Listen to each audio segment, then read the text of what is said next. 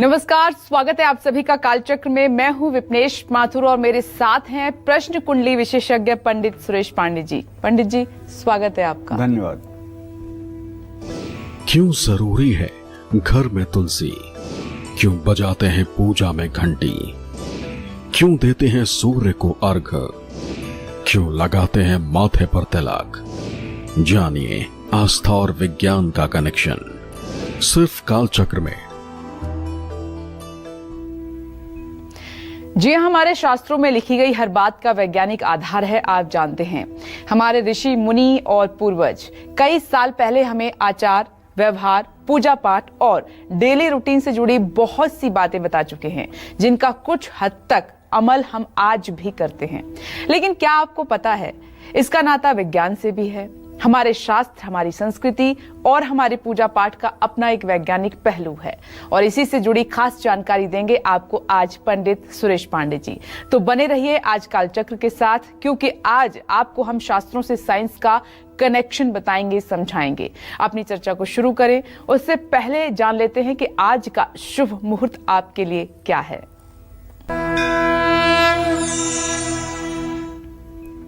आज 10 अगस्त 2024।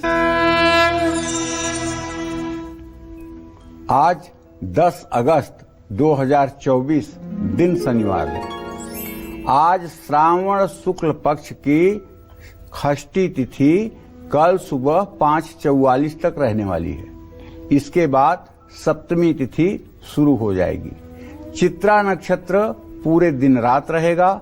साध्य योग दोपहर 2:52 तक। इसके बाद शुभ योग शुरू होगा। आज कल की जयंती है। आज स्कंद षष्ठी है। आज रवि योग भी बना हुआ है और आज द्विपुष्कर योग जो कल सुबह 5:44 से कल सुबह 5:48 तक रहने वाला है।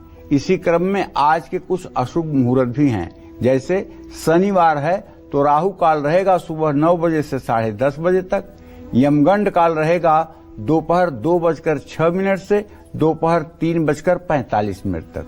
आप मेरा कहना अगर मानिएगा तो इस अशुभ समय में न तो किसी व्यवसाय का प्रारंभ करिएगा, शुरुआत करिएगा, और न ही आज पूर्व दिशा की यात्रा करिएगा। जय मां विंध्यवासिनी।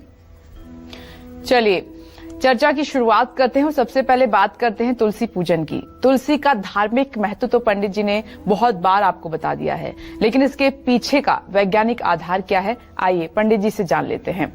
पंडित जी, आज वैज्ञानिक आधार की बात करेंगे, क्योंकि तुलसी की मान्यता बहुत है और आप हर बार कहते हैं कि कोई पौधा घर में हो ना हो, तुलसी जरूर होनी चाहिए। जिस घर में तुलसी न हो वो घर ही घर नहीं है। वो घर ही घर नहीं है। हमारे सनातन धर्म में तुलसी, पीपल, गाय को पशु नहीं माना गया है। गाय को मां माना गया है। तुलसी को वृक्ष नहीं माना गया है। तुलसी को तुलसी मैया माना गया है जी। पीपल को वृक्ष नहीं माना गया है। पीपल को भगवान वासुदेव श्री कृष्ण के रूप में माना गया है और इनके अंदर वही भावना करके हम इनकी पूजा उपासना करते हैं। शायद ही कोई दुर्भाग्यशाली व्यक्ति होगा जो तुलसी के प्रभाव से परिचित न हो। देखो, तुलसी का धार्मिक महत्व तो है ही, लेकिन अगर विज्ञान की दृष्टि से देखा जाए तो ये एक औषधि है।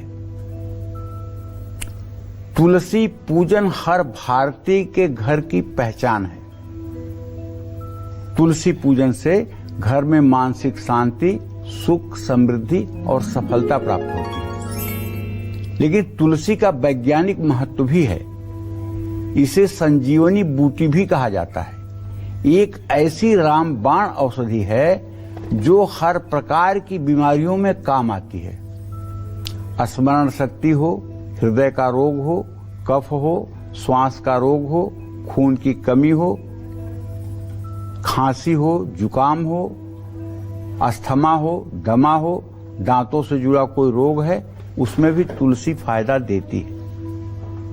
तुलसी एक तरह से न सिर्फ हमारे शरीर बल्कि हमारे वातावरण को भी शुद्ध करती है। लेकिन एक बात ध्यान रखना चाहिए, तुलसी का पूजा पाठ में श्रीहरि विष्णु के लिए, हनुमान जी के लिए बहुत बड़ा महत्व है।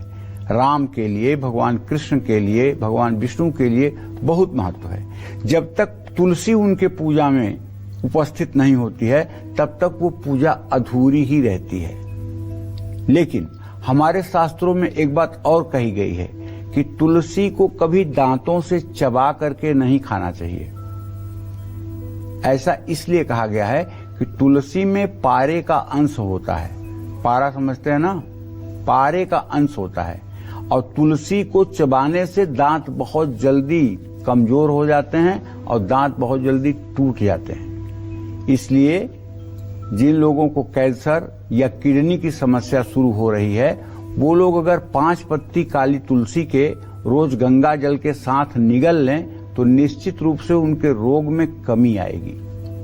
जो लोग नित्य 5 पत्ती तुलसी के जल के साथ सेवन करते हैं उन्हें कभी कोई बीमारी लगती भी नहीं है। जिन स्त्री पुरुषों का शुक्र ग्रह कमजोर हो और संतान उत्पत्ति में बाधा उत्पन्न हो रही हो, ऐसे लोग अगर 2-4 तुलसी के गमले लगा करके बड़े बड़े पौधे तुलसी के हो जाएं और उसके सानिध्य में 10-20 मिनट सुबह शाम बैठें तो तुलसी के सानिध्य में बैठने से शुक्र ग्रह मजबूत हो जाता है और संतान उत्पत्ति में सहायता मिलती है।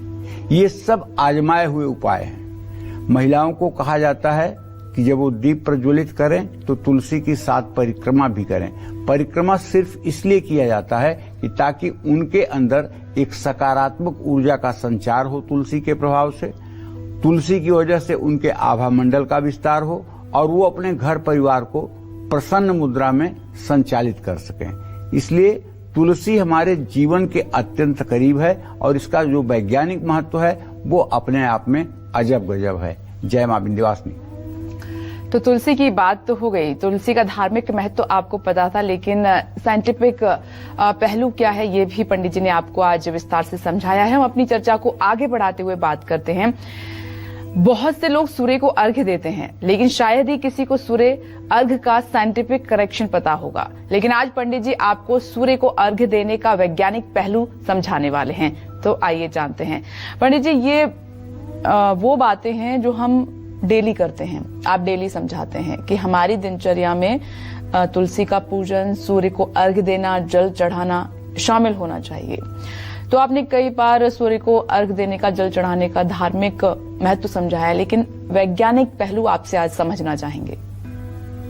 देखो विपिनेश, ऐसा है, हमारे सनातन धर्म में हर वो कार्य कहा गया है जो मनुष्य के तन और मन दोनों को निर्मल और स्वस्थ बनाता है। तन और मन, कभी कभी ऐसा होता है कि तन किसी का बड़ा स्वस्थ है लेकिन मन उद्विग्न है जी। अगर मन उद्विग्न है तो तन की स्वस्थता काम नहीं देगी, और अगर तन अस्वस्थ है, मन ठीक भी है, तब भी मतलब कि आप किसी कार्य कारण को पूर्ण नहीं कर पाएंगे। इसलिए तन मन दोनों का ठीक रहना आवश्यक है। एक सफल व्यक्ति के जीवन में सफलता के लिए तन और मन दोनों का स्वस्थ रहना बहुत जरूरी है, और यही सबसे बड़ी चुनौती है जिंदगी की। हाँ, एक ग्रह सूर्य ऐसा है जिसके प्रभाव से तन और मन दोनों ठीक होता है। जैसे सनातन धर्म में सूर्य को अर्घ्य देने का नियम है। हर सनातनी के लिए एक नियम है कि जब आप प्रातः काल ब्रह्म मुहूर्त में उठें तो अपनी नित्य क्रिया से निवृत्त होकर के सबसे पहला काम जो आपको करना है वो आपको सूर्य को अर्घ्य देना है। सूर्य को 3 बार में जल दें। ओम ब्रह्म स्वरूपिणे सूर्य नारायणाय नमः, ओम ब्रह्म स्वरूपिणे सूर्य नारायणाय नमः।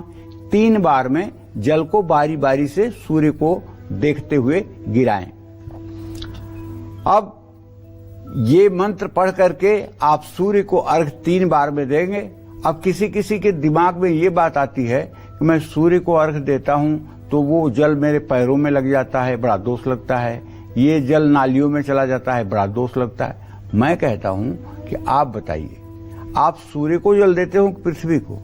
अगर आप सूर्य को जल देते हो तो आपके लोटे से ज्यों जल अलग होगा त्यों ही सूर्य को प्राप्त हो जाएगा। उसके बाद अगर वो पृथ्वी पर पड़ रहा है तो इसमें आपका क्या दोष है? आप बेवजह शंका की बीमारी से क्यों ग्रसित हो रहे हैं? वो पानी जा रहा है, जहां जाना हो जाने दीजिए, क्योंकि वो जल तब तक है जब तक मतलब कि लोटे से निकला नहीं है। लोटे से निकला तो वो सूर्य का अर्घ हो गया, उसके बाद वो कहां जा रहा है, क्या मतलब है? तो कहने का आशय यह है कि वैज्ञानिक आधार है कि शरीर को शुद्ध रखने के लिए जितनी हवा की जरूरत है उतना ही प्रकाश की भी हमारे शरीर में अलग अलग रंगों की विद्युत किरणें होती हैं। जिस रंग की हमारे शरीर में कमी होती है वो सूर्य को जल चढ़ाने से उसकी किरणों के द्वारा हमें प्राप्त हो जाती है। सूर्य की किरणों का प्रभाव जल पर भी बहुत जल्दी पड़ता है। सूर्य की सप्तरंगी माने 7 रंग की किरणों से अद्भुत रोगनाशक गुण मिलते हैं। अच्छा, आप सोचिए क्यों सनातन धर्म में यह कहा गया है कि पूजा ईशान कोण में ही होनी चाहिए? मैं कहता हूं नहीं, वायव्य कोण में होनी चाहिए। बताइए क्यों ईशान कोण में ही पूजा स्थान रखूं? क्यों साउथ ईस्ट में ही मैं अपने किचन को रखूं? मैं पश्चिम में किचन रखूंगा। आप बताओ क्यों रोकोगे? उसका कारण है कि अगर हम उत्तर पूर्व के कोने में पूजा स्थान रखते हैं तो सूर्योदय के समय ही सूर्य की किरणें उस कमरे की खिड़कियों से आकर के और पूजा स्थान में प्रकाशित करने लगती हैं। उससे छोटे छोटे जीवाणु, हानिकारक बैक्टीरिया सूर्य की किरणों से नष्ट हो जाते हैं और वहां हम बैठ करके अच्छे से योग साधना कर पाते हैं। 7 बजे तक ये स्थिति रहती है। 7 बजे के बाद सूर्य जब थोड़ा सा और दक्षिण पूरब की तरफ बढ़ेगा तो उसकी सारी किरणें किचन में आ जाएंगी। इसके बाद किचन का प्रयोग शुरू हो जाता है, रसोई का प्रयोग शुरू हो जाता है। रसोई की खिड़कियों से जब सूर्य की किरणें आपके रसोई में आएंगी तो वहां भी जितने भी जीवाणु हैं और जितने भी नुकसानदायक बैक्टीरिया हैं सब केवल सूर्य की किरणों से नष्ट हो जाएंगे। इसलिए साउथ ईस्ट में किचन के लिए कहा गया है, नॉर्थ ईस्ट में इसलिए पूजा स्थान कहा गया है। अब तो आप समझ गए होंगे। इसी तरह से आप एक बात और सोचिए कि साउथ वेस्ट में घर के मुखिया का कमरा कहा गया है कि साउथ वेस्ट में घर का मुखिया रहना चाहिए। क्यों भाई? हम कहते हैं नॉर्थ वेस्ट में रहेगा, लेकिन नहीं, साउथ वेस्ट ही एक ऐसी जगह है जहां सुबह से शाम तक अगर रोशनदान और खिड़कियां हैं तो सुबह से शाम तक उस कमरे में रोशनी रहती है। और रोशनी में अगर मुखिया रहेगा तो उसका मन, उसका चित्त प्रसन्न रहेगा। और मन और चित्त जब प्रसन्न रहेगा तो वो स्वस्थ रहेगा, और स्वस्थ रहेगा तो अपने कर्तव्यों का ठीक ढंग से पालन कर पाएगा। ऐसे में जब हम सुबह सुबह सूर्य को जल चढ़ाते हैं तो सूर्य की किरणें हमारे शरीर के सूक्ष्म जीवाणुओं को भी नष्ट कर देती है। ये एक प्रकार से एंटीवायरस का काम करता है। सुबह सूर्य की किरणों से हमें विटामिन डी प्राप्त होती है।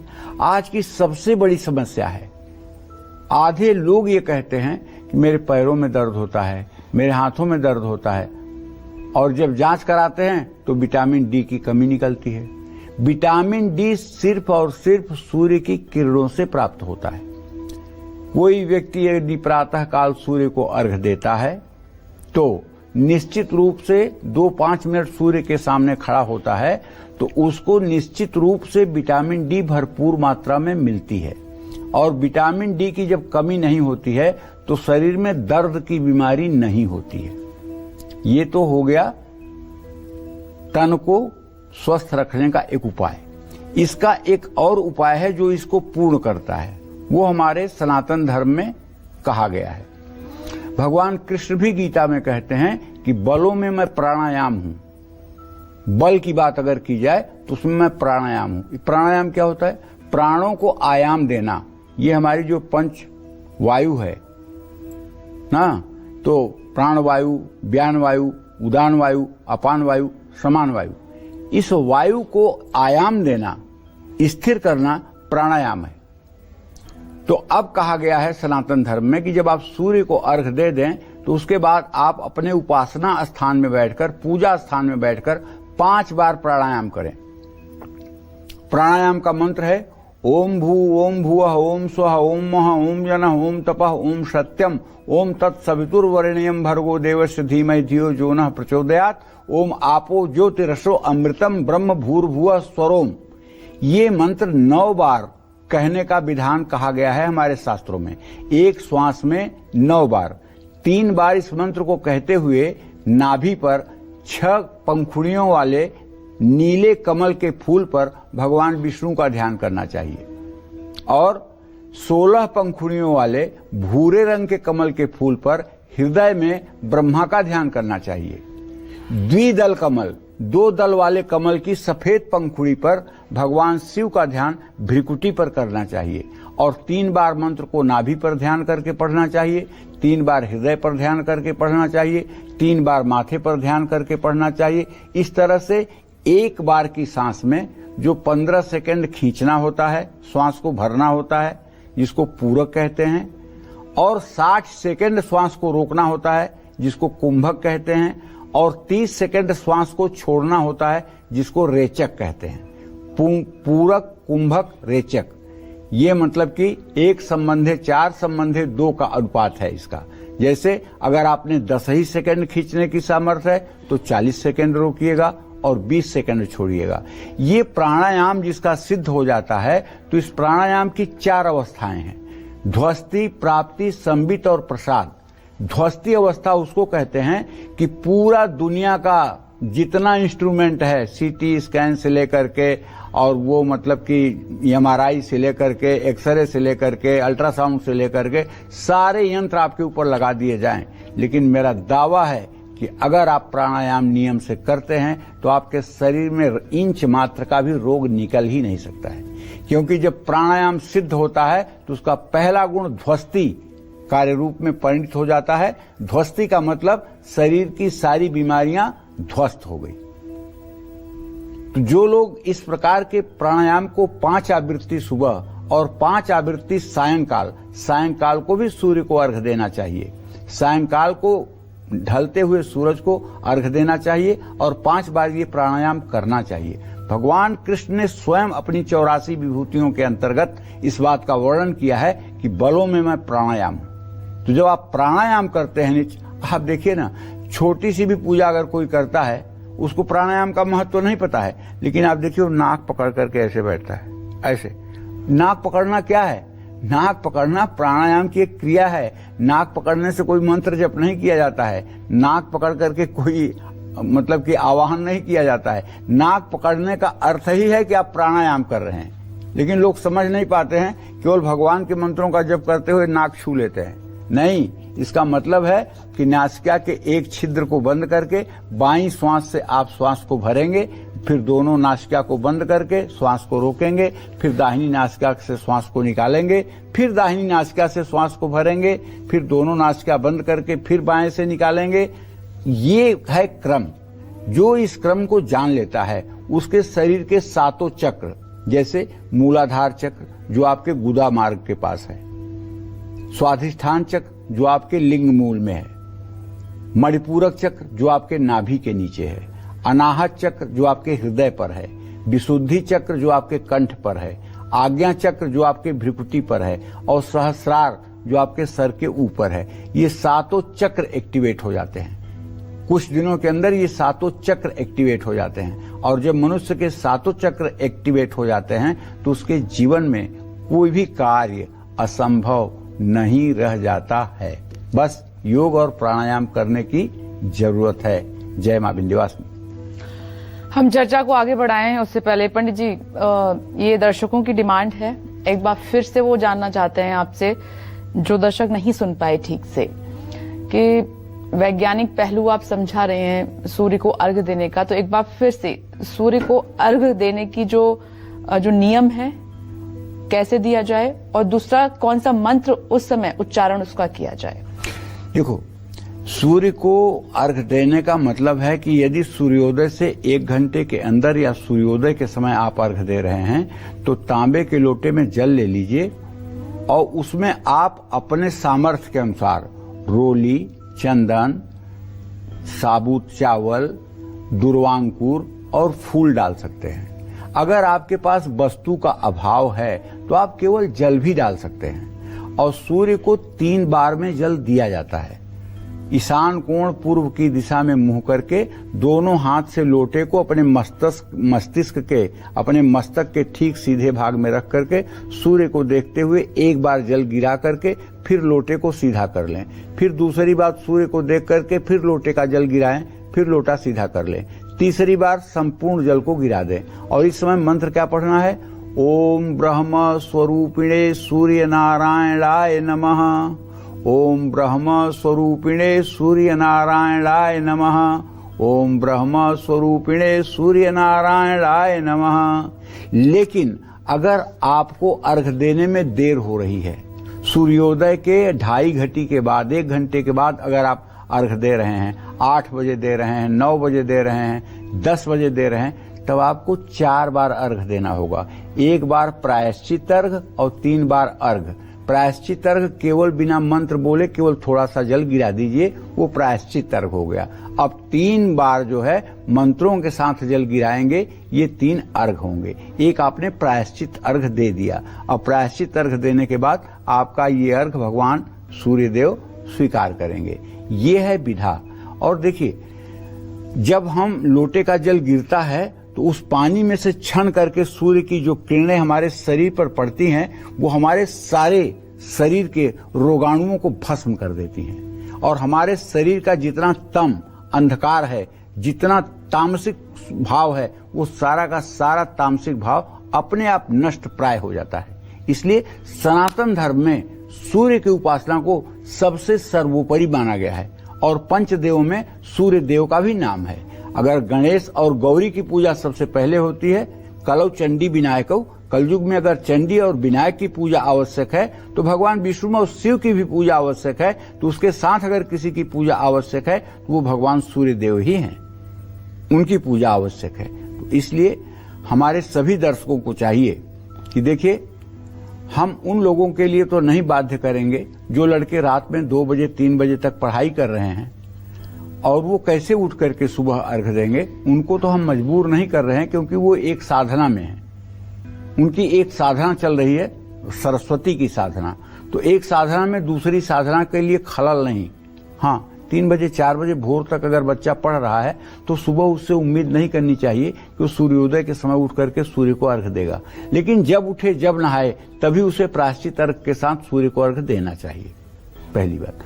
दूसरी बात ये कहना चाहूंगा कि स्मरण शक्ति को बनाए रखने के लिए प्राणायाम करने की जरूरत है। स्मरण शक्ति अच्छी रहे, इसके लिए भी प्राणायाम की जरूरत है।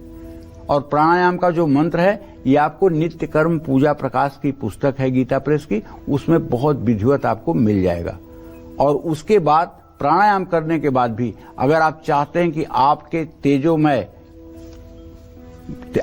तेजोमय प्रकाश से ये दुनिया प्रकाशित हो जाए, तब आपको गायत्री की भी साधना करनी पड़ेगी।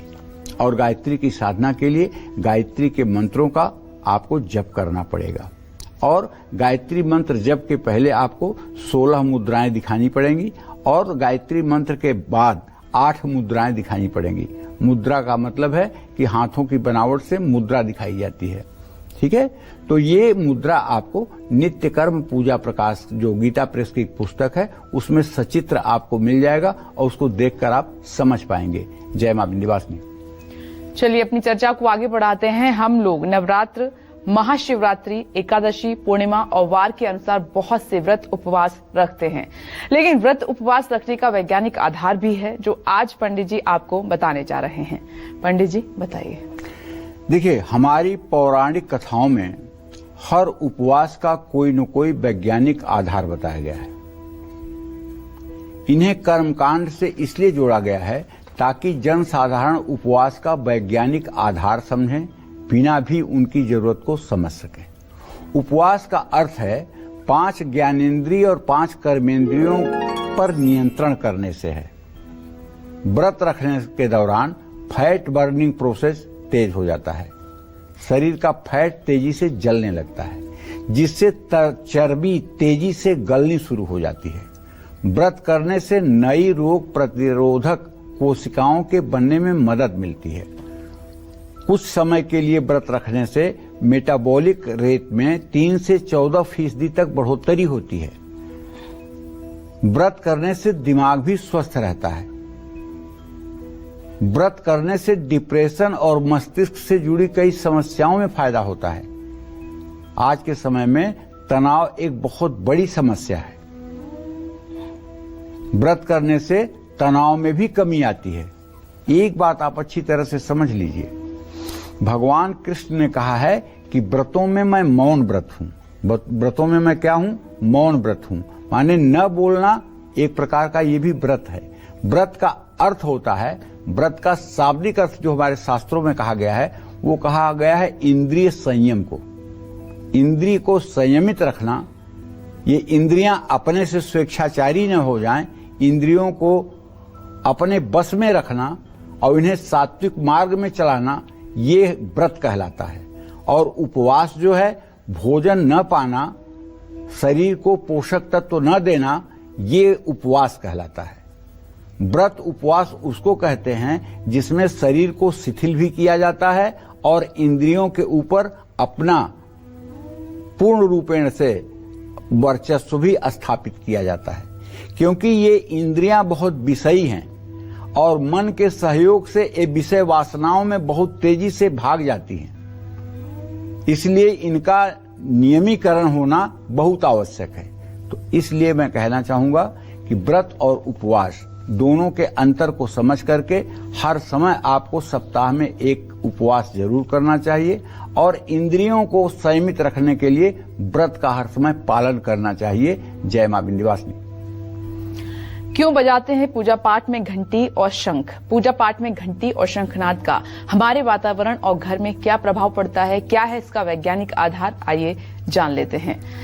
बहुत अच्छा लगता है पंडित जी, जब पूजा करने के दौरान हम घंटी बजाते हैं, पॉजिटिव वाइब्रेशन आती है। हाँ, लेकिन एक बात तुम्हें बताऊं बेटा, आज मतलब कि बड़े बारीकी के तरीके से सनातन धर्म पर कुठाराघात करने वाले कुछ लोग एक ज्योतिष की किताब का सहारा लेकर के लोगों से ये कहते हैं कि आप अपने घर में पूजा स्थान मत रखिए, आप अपने घर में घंटी मत बजाइए, आप अपने घर में ज्योत मत जगाइए, इससे आपकी उन्नति रुक जाएगी, इससे आपकी परिस्थिति खराब हो जाएगी। और मूढ़मती लोग उनकी बातों को मान करके अपने घर से पूजा स्थान भी हटा देते हैं, घंटी भी हटा देते हैं, शंख भी हटा देते हैं। बहुतायत बहुत से लोग मिलते हैं हमसे, पंडित जी हमको तो अमुक ने कहा है कि आप अपने घर में घंटी नहीं बजा सकते, पूजा स्थान रखोगे तो परेशानी होगी। जबकि इस देश की संस्कृति रही है कि जोरावर और फतेह बहादुर दीवारों में चुन दिए गए, लेकिन उन्होंने अपने धर्म को नहीं छोड़ा। जी, अगर ये सत्य भी हो कि पूजा करने से तुम्हें धन का नुकसान होगा, तब भी तुम्हें पूजा करना नहीं छोड़ना चाहिए, तब भी तुम्हें पूजा करना नहीं छोड़ना चाहिए। भौतिक सुख सुविधाओं के लिए तुम ईश्वर को छोड़ रहे हो। मंदिर के बिना तो हम घर की कामनाएं नहीं कर सकते। मंदिर, ये शरीर भी तो मंदिर है ना। जैसे इस शरीर के बिना प्राण का कल्पना नहीं की जा सकती है, वैसे बिना पूजा स्थान बनाए घर में कैसे मतलब कि आपका जीवन हो सकता है। जी बिल्कुल। और जब मैं उस पुस्तक का नाम ले लेता हूं तो लोग ईमेल करने लगते हैं कि अरे पंडित जी को तो ऐसा नहीं कहना चाहिए, पंडित जी को, अरे वो किताब ही भरी पड़ी हुई है सनातन धर्म का विरोध करने के लिए। अब वो बड़े गर्व से वो लोग लिखते हैं कि हम इस किताब के विशेषज्ञ हैं, बड़े गर्व से लिखते हैं। ये सनातन द्रोही हैं। ये हर वो बात बताते हैं जो हमारे सनातन धर्म में परम आदरणीय पूजनीय है, उस बात को बताते हैं। तो कहने का मतलब, पूजा की घंटी का कुछ महत्व शायद कुछ लोग ही जानते होंगे। वैज्ञानिक तथ्य है कि मंदिर या किसी अर्चना स्थान पर पूजा की घंटी और शंख बजाने से वातावरण कीटाणु मुक्त और पवित्र होता है। शंख की ध्वनि से मलेरिया के मच्छर भी खत्म होते हैं, आप अंदाज लीजिए। शंखनाद से सकारात्मक ऊर्जा का सृजन होता है। कुछ लोग कहते हैं औरतों को शंख ही नहीं बजाना चाहिए। मैं पूछता हूं, लिंग के आधार पर पूजा करने का कहां कौन सा विधान है? अलिंगे अस्मति उस्मति, इस शरीर का चाहे वो स्त्री हो या पुरुष, ये तो पोशाक है। दोनों में ईश्वर अंश जीव अविनाशी चेतन सकल अमल सहज सुख राशि, दोनों में एक ही ईश्वर विराजमान है। ये स्त्री शरीर और पुरुष शरीर तो पोशाक है, न ये पहले था न बाद में रहेगा, अब जो दृश्य हो रहा है वो भी बाद में नहीं रहेगा। इसलिए महिला क्यों शंख नहीं बजा सकती? ये सब केवल रूढ़वादिता पैदा करने की बात है। हाँ, शंख बजाने से आत्मबल में वृद्धि होती है, हृदय रोग नहीं होता है। शंख में प्राकृतिक रूप से कैल्शियम, गंधक और फास्फोरस की भरपूर मात्रा होती है। इसीलिए शंख आप अपने कान के पास लगाइए ना, तो शंख से आपको स की आवाज सुनाई देगी। और अगर आर्टिफिशियल शंख होगा, पेरिस ऑफ प्लास्टर से बना हुआ शंख होगा, नकली शंख होगा जो समुद्र से नहीं पैदा हुआ होगा, उससे कोई आवाज नहीं सुनाई देगी। ओरिजिनल शंख होगा, कान के पास लगाएंगे तो उससे आवाज, सीटी बजने की आवाज आपको सुनाई देगी। तो हर रोज शंख बजाने वाले को गले और फेफड़ों के रोग नहीं होते हैं। शंख वादन से स्मरण शक्ति बढ़ती है और एंटीवायरस, शंख की ध्वनि जो है वो एंटीवायरस है, वायरस को मारती है और पॉजिटिविटी को बढ़ाती है। इसलिए हमारे पूजा स्थान में घंटी भी होना चाहिए, बजने वाला शंख भी होना चाहिए और एक दक्षिणावर्ती शंख भी होना चाहिए। उसमें जल भर करके, गन्ने का रस भर करके, दूध भर करके, शहद, घी भर करके हमें भगवान श्री हरि विष्णु का अभिषेक करना चाहिए, मां महालक्ष्मी का अभिषेक करना चाहिए, प्रभु श्री राम का अभिषेक करना चाहिए, प्रभु श्री कृष्ण का अभिषेक करना चाहिए। जय मां विंध्यवासिनी। आज कालचक्र में पंडित जी आपको धार्मिक मान्यताओं का वैज्ञानिक महत्व समझा रहे हैं। जाता है माथे पर तिलक, क्यों की जाती है पीपल की पूजा, क्यों करते हैं हवन और यज्ञ, क्यों पंचामृत, चरणामृत और गौमूत्र को माना जाता है शुभकारी और गुणकारी, क्या है हमारे शास्त्रों का साइंस से नाता, यही सब आज बता रहे हैं हमें पंडित सुरेश पांडे जी। अब बात करते हैं गायत्री मंत्र की। गायत्री मंत्र का जाप करने से बॉडी और घर पर क्या इम्पैक्ट पड़ता है, गायत्री मंत्र का क्या है वैज्ञानिक आधार, आइए पंडित जी से जानते हैं। पंडित जी, तमाम मंत्रों में सबसे सर्वश्रेष्ठ मंत्र जो है गायत्री मंत्र को ही माना गया है, आज इसका वैज्ञानिक पहलू समझाइए। गायत्री छंदसाम मातेति, गायत्री वेदों की माता है, गायत्री वेदों की माता है, वेदों की जननी है। गायत्री वेद छंदसाम मातेति, ये वेदों की माँ है। गायत्री मंत्र का प्रभाव कहने में तो मैं दावे के साथ कह सकता हूं सरस्वती भी निष्फल हो जाएंगी।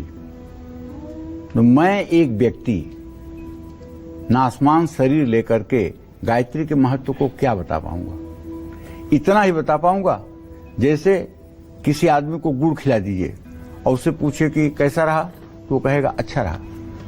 कैसा रहा? तो कहेगा मीठा रहा। फिर पूछे अच्छा कैसा लगा, तो कहेगा खा के देख लो। तो गायत्री के मंत्र के बारे में मैं क्या बताऊंगा, ये तो मेरे समझ से बाहर है। लेकिन ये जरूर कहना चाहता हूं, अगर आप जानना चाहते हैं कि गायत्री मंत्र में क्या है, तो आप शुचिता और पवित्रता पूर्वक सुबह शाम 3-3 माला गायत्री मंत्र का जप शुरू कर दीजिए। 324 बार सुबह, 324 बार शाम को। सूर्यास्त से पहले जप कर लीजिएगा और सूर्योदय के समय जप कर लीजिएगा। इससे आप 24 दिनों के अंदर अपने अंदर के परिवर्तन को खुद समझिएगा, जो मैं वाणी से व्यक्त नहीं कर पा रहा हूं। शायद जिसके लिए मेरे पास वाणी नहीं है, वो चीज आपको अनुभव होगी। कहीं भी आप घोर संकट में पड़ जाएं, कहीं आपको बहुत भय लगने लगे, कहीं आपको ऐसा लगने लगे कि आपका दिमाग विचलित हो रहा है, आप एकदम नकारात्मक ऊर्जा की तरफ ढुलमुल होते जा रहे हैं, वहीं आप गायत्री मंत्र, दिन हो, रात हो, सुबह हो, शाम हो, गायत्री मंत्र का स्मरण कीजिए, तत्काल आप चमत्कार देखिए। गायत्री मंत्र से दिव्य ऊर्जा निकलती है, जिसका पूरे शरीर पर सकारात्मक प्रभाव पड़ता है। गायत्री मंत्र के जप से आसपास की नकारात्मक ऊर्जा समाप्त होने लगती है। ये मंत्र शरीर को हानि पहुंचाने वाले सूक्ष्म जीवों को भी नष्ट करता है। लेकिन एक बात बताना चाहूंगा, गायत्री मंत्र एक बार भी अगर पढ़ा जाए तो उसका फल तो होता है, लेकिन गायत्री मंत्र की सिद्धि, गायत्री माता की सिद्धि बहुत कठिन बात है। गायत्री माता की सिद्धि 24 पुरस्चरण करने के बाद ही मिलती है। एक पुरस्चरण गायत्री मंत्र का 24 लाख का होता है। ऐसे 24 पुरस्चरण करने पर गायत्री माता दर्शन देती हैं। उसके बाद आपको परमेष्ठी पद चाहिए, ब्रह्मा का पद चाहिए तो ले लीजिए, इंद्र का पद चाहिए तो ले लीजिए, जो पद आपको चाहिए इस चराचर जगत में वो ले लीजिए। जो पद आपको चाहिए वो आपको मिल जाएगा। लेकिन इस अनुष्ठान को करने के लिए 16 वर्ष अनवरत केवल अनुष्ठान में रहना होगा, 16 वर्ष। और आपके भोजन में गाय को जौ खिला करके और वही उसके गोबर से जौ को छान करके और चक्की में पीस करके गाय के मट्ठे के साथ केवल 24 घंटे में एक बार सेवन करने का हमारे शास्त्रों में विधान कहा गया है। गायत्री का जापक परम सात्विक होता है, उससे आंख मिलाना साधारण लोगों के बस की बात नहीं होती है। इसीलिए कहा गया है ना, दृढ़ बलम क्षत्रिय बलम ब्रह्म तेजो बलम बलम एकेन ब्रह्म दंडेन सर्वान शस्त्र हता। ये यज्ञ, ये ब्रह्म बल है, ये ब्रह्म बल है, ये ईश्वरी बल है। गायत्री कोई साधारण नहीं है। आप गायत्री मंत्र रोज करते रहिए, पूरे दुनिया के तांत्रिक यंत्र मंत्र तंत्र करने वाले आपके ऊपर अभिचार करके देख लें, आपका एक बाल नहीं टेढ़ा कर सकते हैं। इसलिए हर व्यक्ति को चाहिए, ज्यादा न सही कम से कम 24 बार गायत्री मंत्र मैं कार्यक्रम में लगातार बताता हूं। मेरे सभी दर्शकों को 24 बार सुबह स्नान करने के बाद गायत्री मंत्र सूर्य को अर्घ्य देने के बाद जरूर बोलना चाहिए। जय मां विंध्यवासिनी। हर धार्मिक कार्य बिना यज्ञ और हवन के अधूरा है, लेकिन इसका वैज्ञानिक आधार क्या है, अब पंडित जी आपको समझाएंगे। पंडित जी बताइए। देखिए, भारतीय संस्कृति में अग्नि को बहुत पवित्र माना गया है। अग्नि, गंगा, गाय, ये हर चीज को पवित्र करने की क्षमता रखती है। अग्नि में चाहे जो चीज जलाइए, लेकिन अग्नि अपवित्र नहीं होगी। गंगा में जो भी वस्तु चला जाए, गंगा अशुद्ध नहीं होंगी। तो कहने का मतलब यह है कि अग्नि से जुड़ा एक प्रमुख संस्कार है हवन। इसे अग्निहोत्र भी कहते हैं। हमारे सनातन धर्म में विधान है कि जब आप सूर्य को अर्घ्य दें, उसके बाद प्राणायाम करें, उसके बाद गायत्री मंत्र का जप करें, उसके बाद गायत्री के 108 मंत्रों से आप हवन करें। इसी को अग्निहोत्र कहते हैं। अग्निहोत्री सदा सुखी। जो नित्य अग्निहोत्र करता है, सुबह शाम अग्निहोत्र करता है, वह दिव्य आत्मा इस जन्म में तो सुख भोगता ही है, अगला जन्म उसका जो है प्रभु को प्राप्त होता है। और दूसरी बात कहना चाहूंगा कि जो महिलाएं अपने घर में त्रिमधु से, घी, चीनी, शहद से श्री सूक्तम के मंत्रों को बोलते हुए, कनक धारा के मंत्रों को बोलते हुए, चांदी के चम्मच से तांबे के हवन कुंड में आम की लकड़ियां जला करके हवन करती हैं, उनके घर में साक्षात लक्ष्मी अपने स्वरूप में विराजमान होती हैं। उनके घर में रिद्धि सिद्धि चंवर चलाती हैं। उनके घर में कदम कदम पर सफलता मिलती है। उनके घर का कोई व्यक्ति बीमार नहीं होता है और उनके घर में कभी कलह नहीं होती है। केवल सुबह शाम हवन शुरू हो जाए घर में, बस आप चमत्कार देखना शुरू कर दीजिए। श्री सूक्तम के 16 मंत्रों से, कनक धारा स्त्रोत के 19 मंत्रों से, और आहुतियां गणेश के नाम, दुर्गा के नाम, शिव के नाम, विष्णु के नाम, सूर्य के नाम पहले देनी चाहिए और उसके बाद में श्रद्धा पूर्वक हवन करना चाहिए। जौ, तिल, कस्तूरी, केसर, चंदन, इलायची, गुग्गुल, घी, चावल, शहद, छुहारा, गिलोय, शक्कर, नागरमोथा जैसी सामग्रियां डाली जाती हैं। तब इनका सबसे पहला वातावरण जो होता है, वातावरण को लाभ मिलता है। इससे वातावरण शुद्ध होता है और हम वातावरण को शुद्ध करने का ही सनातन धर्म में प्रयास करते हैं। पीपल का पेड़ 24 घंटे ऑक्सीजन देता है, इसलिए हर सनातनी को कहा जाता है कि पीपल के पेड़ में जल चढ़ाइए, पीपल के पेड़ में जल चढ़ाइए, पीपल की पूजा करिए, ताकि पीपल सूखने न पाए। इसलिए को 24 घंटे ऑक्सीजन देता है। जय मां विंध्यवासिनी।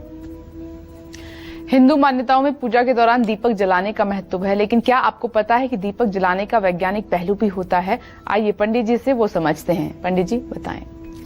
देखिए, अगर आपके दीपक जलाने के पौराणिक महत्व को पता नहीं, पौराणिक महत्व का ज्ञान नहीं है, तो मैं आपको एक छोटा सा उपाय बताता हूं। अगर आपके पति पत्नी में अनबन रहती है या आपको रात में अच्छी नींद नहीं आती है, तो आप एक काम करिए, एक पीतल का दीपक खरीद लीजिए और उसमें गाय का घी भर करके और एक बत्ती लगा करके जब आप अपने बेडरूम में जाइए तो अपने बेडरूम के ईशान कोण में एक चौकी पर दीपक जला दीजिए और उसके बाद आप बेड पर सोने चले जाइए। आप देखिए कि कितनी अच्छी नींद आती है। आप देखिए कि उस दीपक के जलने से आप और आपके पत्नी के विचारों में जो गतिरोध है कैसे समाप्त हो जाता है। दीपक जो है वह पात्र है जिसमें घी या तेल डाल करके सूत से या मतलब कि रुई से ज्योति जलाई जाती है। दीपक की ज्योति का धुआं एयर प्यूरिफायर का काम करता है। शुद्ध घी या शुद्ध तेल की सुगंध हवा में मौजूद हानिकारक कणों को बाहर निकालता है। शुद्ध देसी घी का दीपक वातावरण में ऑक्सीजन की मात्रा बढ़ाता है। आपका घर और शरीर रेडियो एक्टिव वेव के बुरे प्रभावों से काफी हद तक बचा रहता है। शरीर पर खतरनाक वायरस और बैक्टीरिया प्रभाव नहीं डालते हैं। इसीलिए जब भी आप छोटी से छोटी पूजा करने बैठते हैं ना तो आपसे पहले दीपक जलवाया जाता है। दीपक जलाने के बाद आपके हाथ में पंडित जी फूल और अक्षत देते हैं। क्या आपसे कहवाते हैं, भो दीपम देव रूपस्त्वम कर्म साक्षी है विघ्नकृत यावत कर्म समाप्ति स्यात् तावत तुम सुस्थिरो भव। हे दीप देव, आप हमारे कर्मों के साक्षी हों। जब तक हमारा ये अनुष्ठान चले तब तक आप स्थिर रहें। ऐसी प्रार्थना करके गंधाक्षत पुष्प धूप दीप ये मतलब कि दिए के पास रख दिया जाता है और जहां दिया जलता है उसके चारों तरफ एक पतला सुरक्षा कवच बन जाता है और उस कवच के अंतर्गत रहने वाले व्यक्ति के ऊपर नेगेटिव एनर्जी नहीं आ पाती है। इसलिए पूजा पाठ करने वाले व्यक्ति का मनोबल बढ़ा रहता है। जय मां विंध्यवासिनी। चलिए इसी के साथ यहाँ रुक रहे हैं एक छोटे से ब्रेक के लिए, हम फौरन लौटेंगे। आप देखते रहिए कालचक्र। स्वागत है आप सभी का कालचक्र में। हमारी आस्था से कैसे जुड़ा है विज्ञान, हमारी परंपराओं, हमारी संस्कृति, हमारे रीति रिवाज से क्या है विज्ञान का रिश्ता, यही आज कालचक्र में पंडित जी हमें विस्तार से बता रहे हैं। चलिए इसी कड़ी को थोड़ा और आगे बढ़ाते हुए बात कर लेते हैं गौमूत्र, चरणामृत और पंचामृत की। गौमूत्र को तो शास्त्र और साइंस दोनों ने गुणकारी माना है। इसके बहुत से दूसरे साइंटिफिक पहलू भी हैं। वो क्या हैं और कैसे हम इनका उपयोग अपने दैनिक जीवन में कर सकते हैं, आइए जानते हैं। पंडित जी बताएं। देखिए, अगर विज्ञान की बात करें तो विज्ञान किसे कहते हैं? विज्ञान किसे कहते हैं? विज्ञान का जो अर्थ मैं जानता हूं, किसी वस्तु का व्यवस्थित ज्ञान होना ही, किसी वस्तु का संपूर्ण ज्ञान होना ही विज्ञान है। उसके धर्म और उसके मतलब कि निगेटिव और पॉजिटिव प्रभाव को जानना ही विज्ञान है। सनातन धर्म में घर में गौमूत्र के छिड़काव पर भी जोर दिया गया है। इसका भी एक वैज्ञानिक आधार है। गौमूत्र की गंध तेज होती है, इसमें एसिड की मात्रा ज्यादा होती है। घर के वातावरण में मौजूद बैक्टीरिया इस गंध और एसिड के प्रभाव से खत्म हो जाते हैं। इससे परिवार के सदस्यों का स्वास्थ्य ठीक रहता है। देखिए, आज तो लगभग घरों में फिनाइल का प्रयोग होता है पानी में डाल करके, और फिनाइल से भी पोछा लगाने पर मतलब कि बैक्टीरिया, हानिकारक जीवाणु नहीं रहते हैं। लेकिन जब हमारे कच्चे मकान होते थे, मिट्टी की फर्श होती थी, तो उस समय गौमूत्र का छिड़कना जो है मच्छर, मक्खियों के लिए और जीवाणुओं के लिए हानिकारक होता था। चरणामृत तांबे के बर्तन में रखा जाता है। चरणामृत का मतलब कि पंचामृत नहीं, चरणामृत जल का धोया हुआ भाग। इसका जल पीने से शरीर रोग मुक्त होता है। दूध, दही, घी, शहद, शक्कर को मिलाकर पंचामृत बनाया जाता है। ये पांचों चीजों को कभी तांबे की बर्तन में नहीं रखना चाहिए। इसे चांदी के बर्तन में, पीतल के बर्तन में ही रखना चाहिए। ये शरीर को शुद्ध और निरोगी रखता है। पंचामृत से शरीर की रोग प्रतिरोधक क्षमता भी तेजी से बढ़ती है। जय मां विंध्यवासिनी। चलिए पंडित जी से नमस्कार और प्रणाम करने का वैज्ञानिक आधार समझते हैं। नमस्कार करने की आदत कैसे हमारे शरीर और परिवार दोनों पर अपना खास असर डालती है, ये भी पंडित जी से जानते हैं। पंडित जी, किसी को प्रणाम करना, नमस्कार करना, ये संस्कार का हिस्सा है। इसका वैज्ञानिक आधार? इसका बहुत बड़ा वैज्ञानिक आधार है। नमस्कार या प्रणाम करना एक सम्मान है, एक संस्कार है। प्रणाम करना एक यौगिक प्रक्रिया भी है। इसका वैज्ञानिक आधार भी है। नमस्कार करने से निर्मलता बढ़ती है, मन शांत रहता है। सभी उंगलियों के शीर्ष एक दूसरे के संपर्क में आते हैं और उन पर दबाव पड़ता है, एक प्रकार का एक्यूप्रेशर होता है, तो उसका सीधा असर हमारी आंखों पर, हमारे कानों पर और हमारे दिमाग पर पड़ता है। हाथ जोड़कर आप जोर से बोल नहीं सकते, अधिक क्रोध नहीं कर सकते और भाग नहीं सकते। एक ऐसी पद्धति है जिसमें एक मनोवैज्ञानिक दबाव होता है। इस तरह नमस्कार करने से आपका क्रोध हमेशा नियंत्रित रहता है। जय मां विंध्यवासिनी। चलिए अब बात करते हैं आज के लकी ईमेल कुंडली विजेता की। आज की हमारी स्पेशल ईमेल कुंडली विजेता हैं साहिबाबाद उत्तर प्रदेश की रहने वाली आकांक्षा जोशी। ये हमारी वो कॉलर हैं जो बिना किसी गैप के हर रोज कालचक्र देखती हैं और काफी लंबे समय से हमें मेल करके अपनी समस्याओं के समाधान और भविष्य के बारे में जानना उन्होंने चाहा है। पंडित जी ने इनकी कुंडली बनाकर इनके प्रश्नों के उत्तर कुंडली में लिख दिए हैं। ये कुंडली जल्द ही आपके घर पर भेज दी जाएगी। पंडित जी, ये है आकांक्षा जोशी। ये आकांक्षा जोशी 27 जुलाई 89 को 5:40 सुबह पिथौरागढ़ उत्तराखंड में पैदा हुई हैं।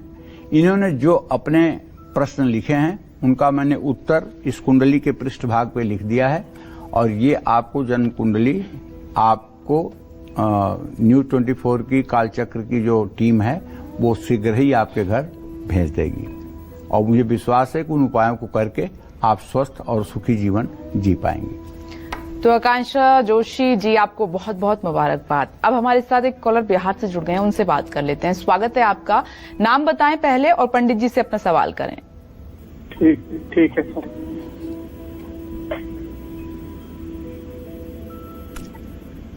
जी नाम बताइए पहले और सवाल कीजिए पंडित जी से। पंडित जी नमस्कार, मैं बिहार से बोल रहा हूँ।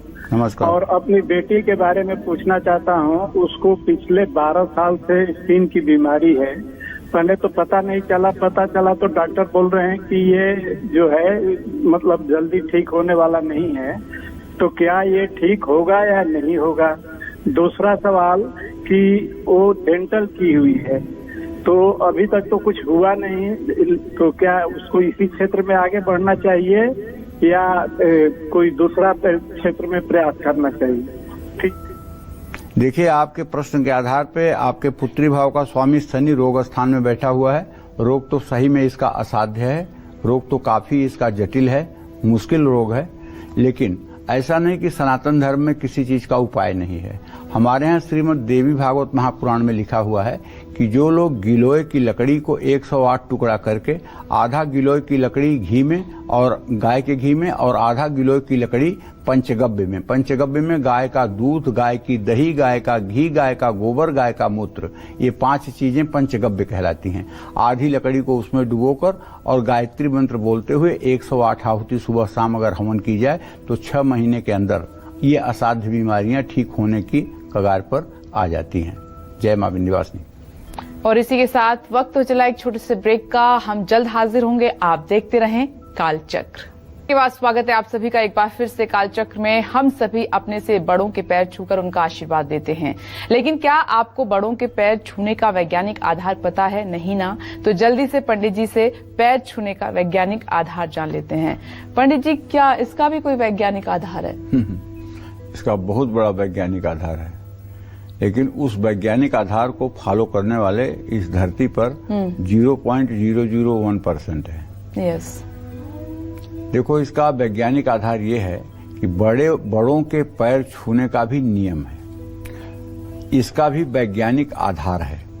हमारे सिर को उत्तरी ध्रुव और पैर को दक्षिणी ध्रुव माना गया है। चुंबकीय ऊर्जा सिर से प्रवाहित होती है और हमारे पैरों तक जाती है।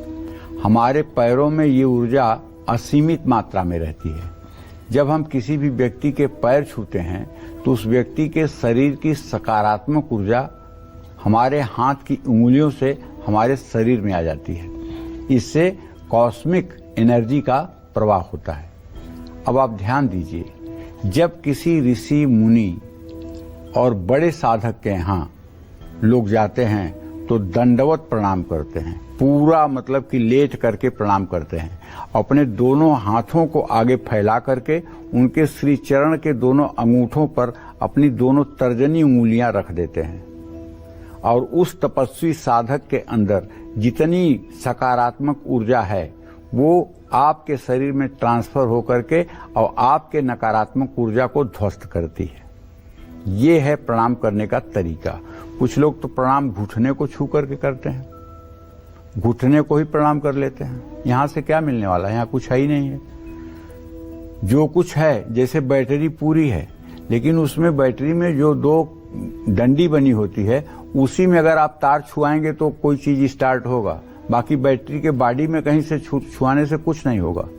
उसी तरह से प्रणाम में जब तक दोनों पैर के अंगूठे पर आपकी तर्जनी उंगली नहीं जाती है तब तक ऋणात्मक धनात्मक जैसे पॉजिटिव और निगेटिव दोनों बैटरियों को जोड़ने पे गाड़ी स्टार्ट हो जाती है।